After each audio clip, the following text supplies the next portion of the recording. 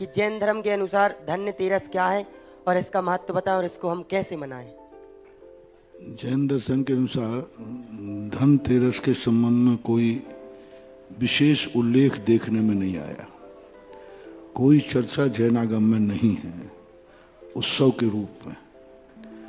महत्व इतना ही मिलता है कि भगवान महावीर स्वामी तेरस के दिन समोषण को छोड़कर के योग निरोध करने चले गए थे। तो योग निरोध करने जाने से कोई उत्सव, कोई महोत्सव की चर्चा आगम में नहीं है। देवताओं के संबंध में मात्र इतना ही मिलता है कि समोषण जो विकटित होता है तो भगवान चले जाते हैं। तो आगम में तो नहीं मिला। मेरा सोच है कि शायद समोषण में देवता लोग रत्नों का जो समोषण में वैभव उसको शायद वो वितरण करते हों, जनता को लुटाते हों। उस कारण से लोग वहाँ से रत्न सोना चांदी लेकर के आते हों। तो घर में समोषण के माध्यम से धन आया, इसलिए वो धनतेरस मनाई गई हो, ऐसा अनुमान है। क्योंकि समोषण विकटित होने पर कुछ ना कुछ तो वहाँ रहे हो।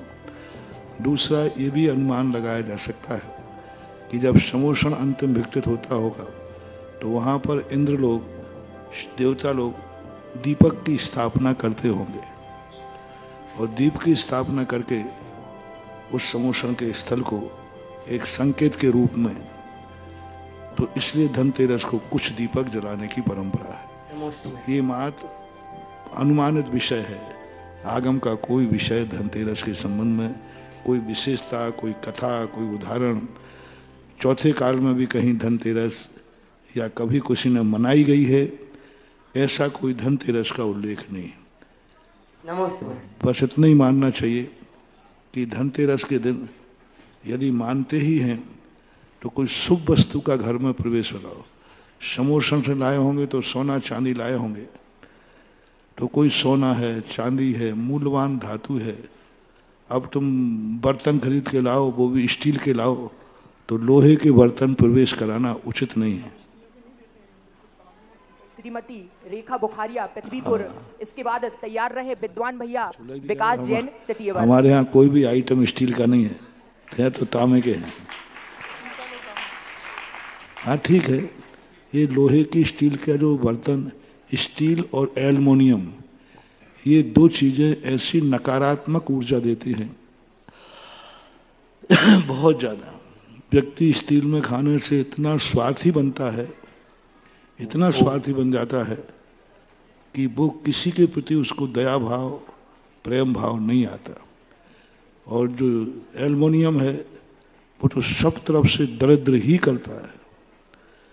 आज एल्युमिनियम के बहुत सारे इलेक्ट्रॉनिक आइटम बन रहे हैं, कुकर है, कढ़ाइयाँ हैं, ये बन रही क्योंकि इनको थोड़ा मांजने में, साफ करने में दिक्कत नहीं होती।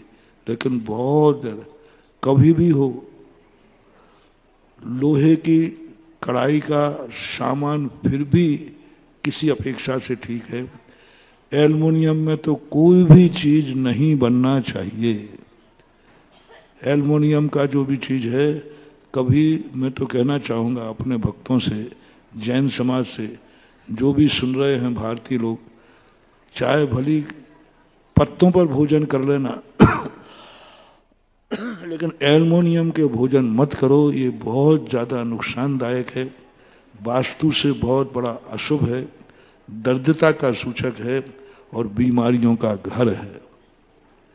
आप जो कुछ भी करना है थोड़ा महंगा पड़ेगा, पीतल है, तांबा है, इन चीज़ों का प्रयोग करो। पहले कांसा चलता था, आज कांसे को निकाल दिया गया।